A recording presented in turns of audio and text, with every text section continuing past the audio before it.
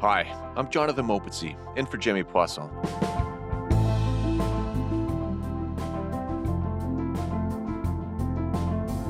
There's opposition with the radical environmentalists, not everyone else. People want jobs. That's Ontario Premier Doug Ford addressing critics of his new bill, the Protect Ontario by Unleashing Our Economy Act, or Bill 5. Ford says it's needed to kickstart Ontario's economy by cutting red tape, and that it's urgent because of Trump's trade war. We're doing it because we need to do it. If not, we're going to get annihilated. The bill aims to streamline approval for mining projects, removes environmental protections, and introduces so-called special economic zones, which gives the government the power to exempt companies from certain laws. The bill has been met with heavy opposition, particularly from Indigenous groups across the province, who say it ignores their constitutional rights. They want the bill killed entirely. Our treaty is not red tape. Our rights are not red tape. And the rights of our children to have a prosperous future is not red tape. Mike Crawley is a senior reporter with CBC News covering Ontario. He's here to break down the bill, the controversy around it, and whether cutting red tape is really the answer to the economic threat posed by Donald Trump.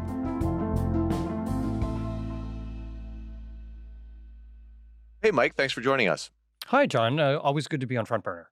So, Mike, Bill 5 is, I guess I'm searching for the right word here. I don't know, sweeping, wide-ranging. What would you say? Yeah, look, that word sweeping gets overused, I think, about legislation. But in this case, Bill 5 is absolutely sweeping. I mean, it would do so many different things. And so, like, quick highlights, it would scrap the existing Endangered Species Act that Ontario has and replace it with a version that environmental critics say is really watered down.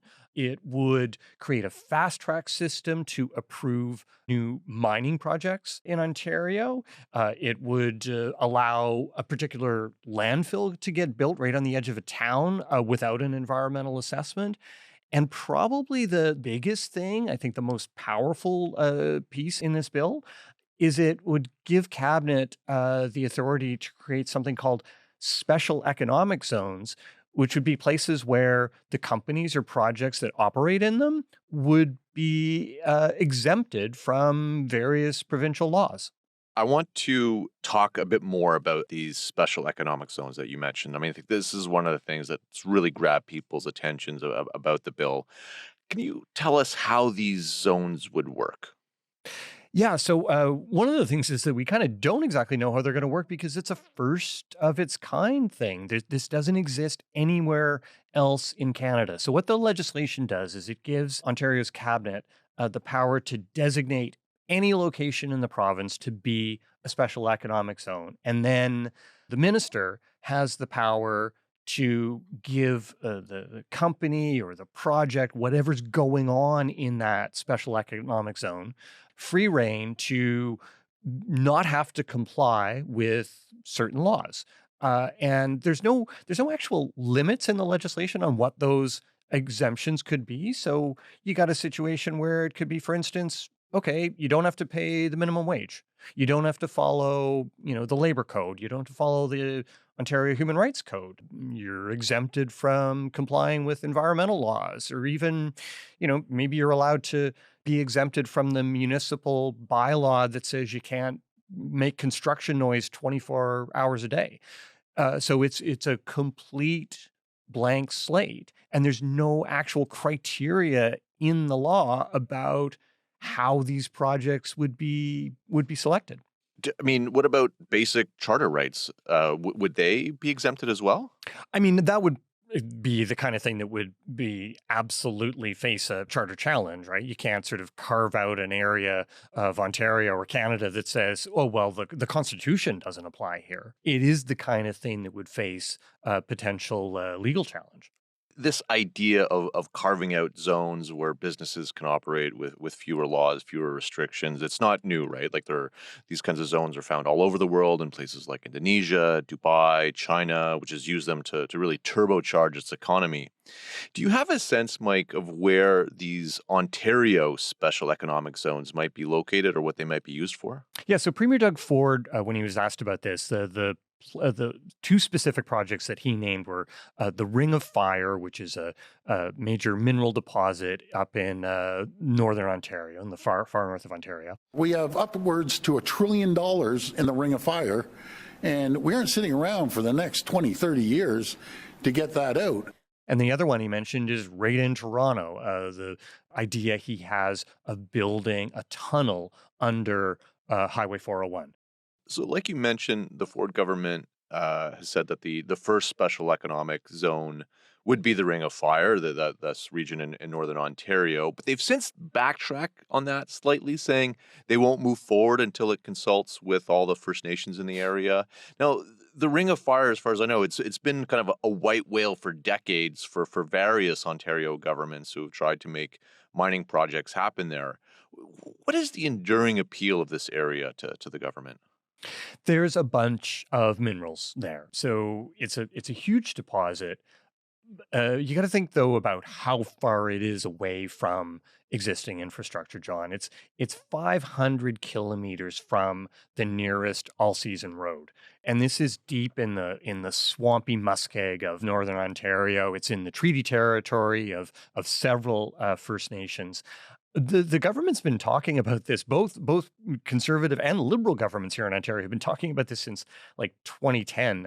Dalton McGuinty, the former premier, was hyping it as Ontario's oil sands. But the logistics involved in actually trying to get those minerals out of the ground, out of the muskeg, and getting them to market. For the first 10 years or so of the Ring of Fire, all the talk was about a mineral called chromite. That's not even being mentioned now. And now it's all about critical minerals like lithium and copper and nickel and the potential for those to be exploited. But also, too, the environmental implications of digging, massive underground mines in this area of the muskeg. That area is a massive carbon sink, right? It's like the lungs of northern Ontario. And so if you start mining there, that's got implications for things like global warming.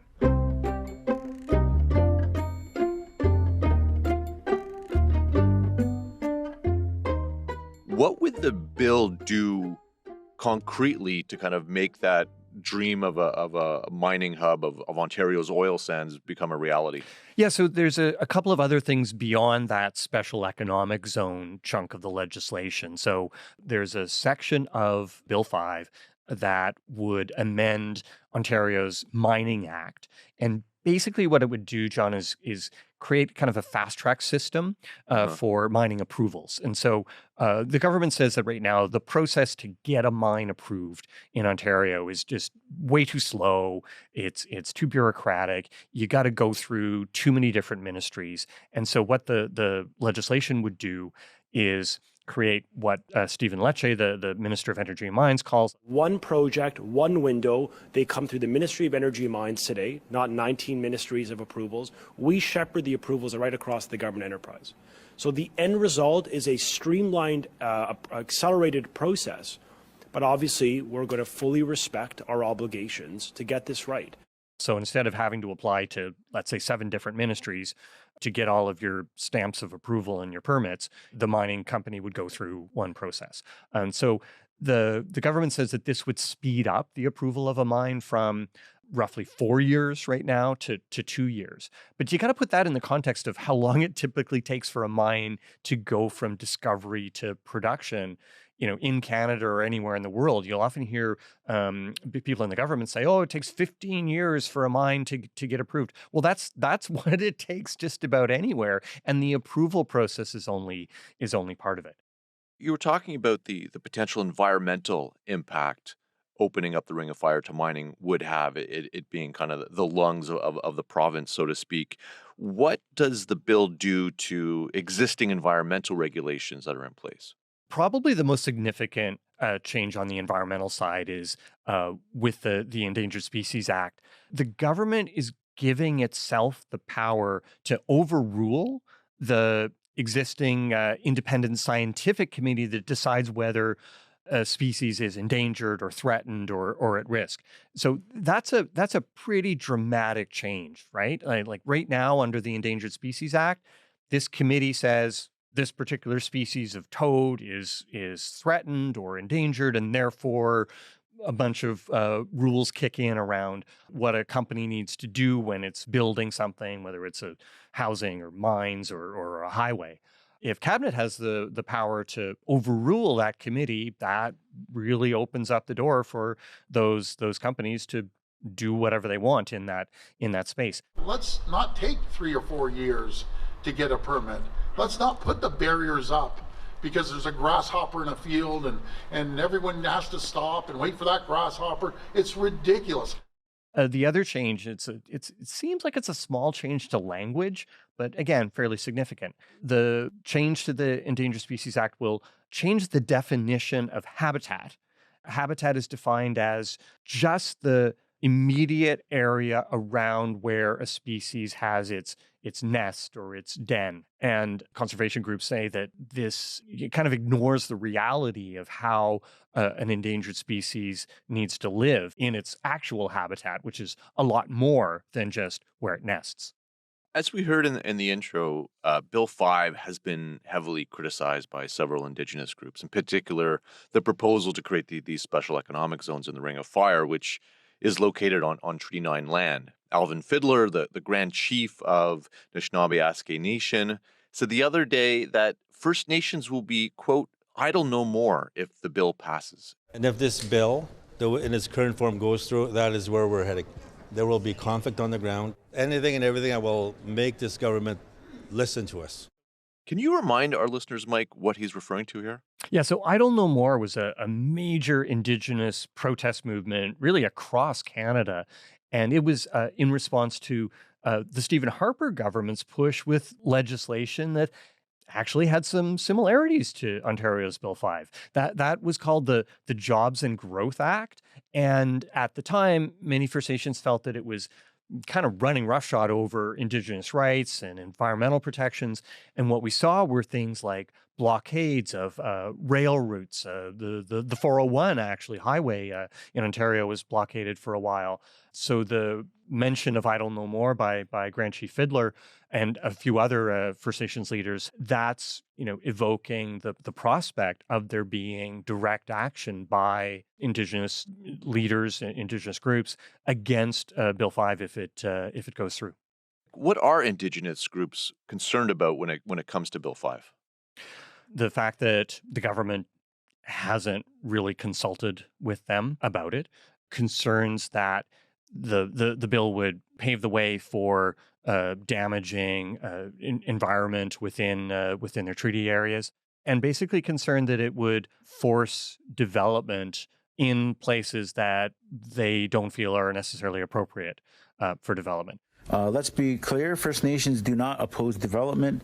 We understand that Ontario must remain a competitive jurisdiction to navigate global economic realignment. However, we cannot and will not support development that is done the wrong way, ignores our rights, and puts the environment and our heritage at risk. There are First Nations that want some of these projects to go ahead. But even those, they want them to go ahead in a way that ensures that the environment is cared for and that First Nations are actually reaping some of the economic benefits.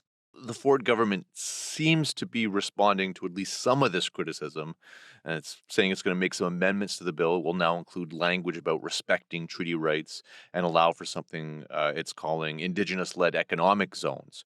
What do you make of these changes? Will they be enough to appease the critics? Yeah, you kind of have to wonder whether this language about respecting treaty rights is anything more than a gesture.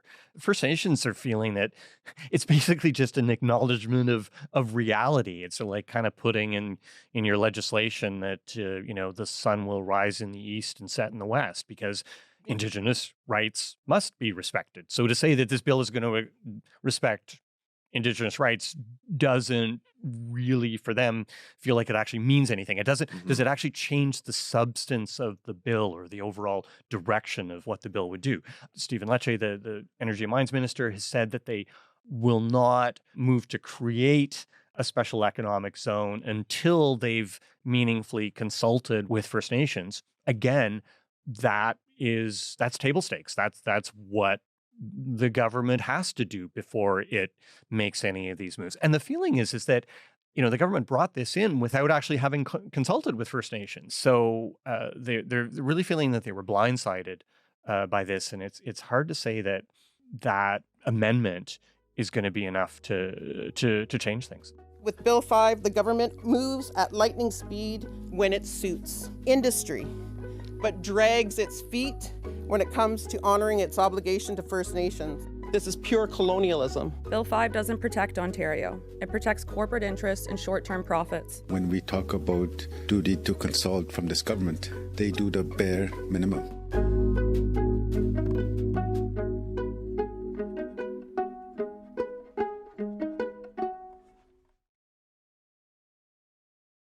What other groups have come out against the bill? Like, how widespread is the opposition? The fact that you could exempt companies from following basic employment standards law, that's got a lot of unions concerned. Mm-hmm. The Canadian Civil Liberties Association is another organization that's raised concerns because what if the government says the Human Rights Code doesn't apply? I'm also going to mention conservation groups like Ontario Nature, not particularly radical. There are folks who like to see ducks and birds out in the wild. And there was an open letter from more than 100 of these nature and conservation groups, bird watchers around Ontario, that spoke out against this bill.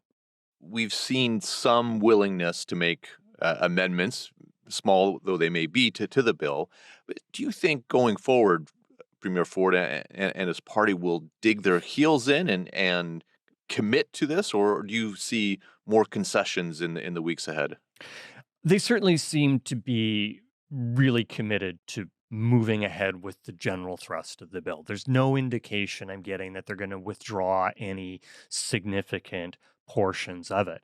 And it could become law pretty quickly. The Queen's Park actually finishes its sitting for the summer break next Thursday, and the way the bill has gone through the process, it actually has the potential to get passed into law and given royal assent right away, as early as next Thursday. Do you have the sense that once the bill is passed, that the government will move quickly to kind of use these new tools that it's put at its disposal? They seem really keen on moving ahead with the Ring of Fire. And so I think what you'll see is some fairly quick moves to try to consult with First Nations on what they want to do. But Doug Ford has said repeatedly that getting that Ring of Fire going is a top priority for him. He even said, a few years ago that he'd jump on the bulldozer himself to get the road built. So I think that is a thing you're going to see the government move quickly on. Mike, this government is one that has often stumbled while pursuing a pro-development agenda. I'm thinking of the backlash back in 2019 to propose changes to the Planning Act, of the controversy over its plans for the Greenbelt, or even the recent questions about the Ontario Place deal. And I guess what I'm wondering is, to what extent is this bill really about the threat posed by Donald Trump, or if this is about pursuing policy goals that Ford has had for a long time? Oh, I think it's absolutely the latter. I've heard some people say that, Trump is really just a pretext for Ford and his PCs to do what they've wanted to do all along. Like, this is a guy who for many years said that red tape and overregulation is holding the economy back. And they've really made it a mission. And, I think Donald Trump and the tariffs helps that narrative along. This idea that red tape and regulation is the cause of Ontario's economic challenges.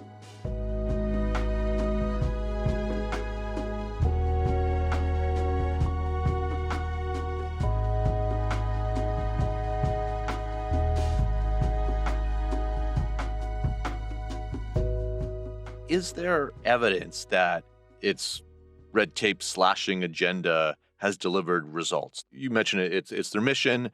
Ford has talked in the past about slashing red tape to build more housing. Has that worked out? Do we have reasonable expectations of success here? Well, if you look at the housing question, they put this huge emphasis on speeding up the approvals for housing projects at the municipal level. Like they blame municipal councils, city councils, and red tape there for slowing down housing construction. Guess what? What's happened since then? Well, housing starts have actually declined since they made those changes. And why is that? Well, that's because of the market, right? The market forces are actually a much bigger deal around getting housing built than municipal red tape. I think the same is applying in mining. That's why it takes so long to get a mine built. But there's this theme, really, of bureaucracy being the thing that's slowing down economic development. You're seeing a bit of a consensus, almost even groupthink about that being the problem. And maybe it's not just that's the problem. The idea of cutting red tape is something that pretty much every conservative politician will campaign on. Like, as you know, Doug Ford has had a minister of red tape reduction for several years now. But it seems like lately, and I think you've been hinting at this, it seems like lately many liberals are saying that they're also worried about regulations getting in the way of big economic development projects. Mark Carney himself campaigned on this promise to have one project, one review, and it was mentioned again in the throne speech earlier this week. What do you think Bill 5 says about this particular moment in Canada? I think it's really clever thought there, John. It's like there's this consensus, and it's come about largely as a response to Trump that Canada's got to build stuff faster. We are going to build, baby, build. Even if everybody, though, can agree on that, there's still a question that's up for debate about how do you get stuff built faster? Because, what some people might see as red tape, for others, that's like absolutely crucial protection for the environment or for Indigenous rights or for, community rights. So I think the context is incredibly important, that Canada's economic challenges that it's facing because of Donald Trump's tariffs are absolutely a justification for trying to make things happen more efficiently. But does making things happen more efficiently mean that you actually should create special economic zones where laws don't have to apply? Does it actually mean that you got endangered species legislation? I don't know. Mike Crawley, thanks so much for your reporting on this. My pleasure, John.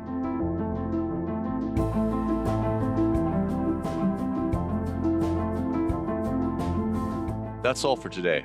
I'm Jonathan Mopetsi. Thanks for listening to Front Burner. We'll talk to you tomorrow.